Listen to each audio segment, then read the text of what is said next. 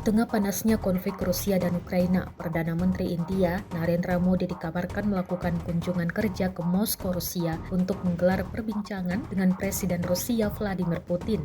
Sesampainya di Moskow, Putin menyambut hangat kedatangan Modi dengan pelukan. Putin bahkan mengajak sahabat karibnya itu untuk bertandang ke rumah pribadinya yang berada di Novo-Orgovo, distrik Odinskorsky, nonton pertunjukan kuda-kuda penari. Adapun kunjungan yang dilakukan Modi selama 2 hari di Rusia dimaksudkan untuk menggarisbawahi penguatan kemitraan antara kedua negara yang telah terjalin hampir 25 tahun terakhir. Keduanya juga sepakat untuk menetapkan 9 bidang utama untuk kerjasama yang lebih erat, mulai dari energi nuklir hingga pengobatan, dan yang bertujuan untuk meningkatkan perdagangan bilateral hingga mencapai 100 miliar dolar Amerika Serikat pada 2030.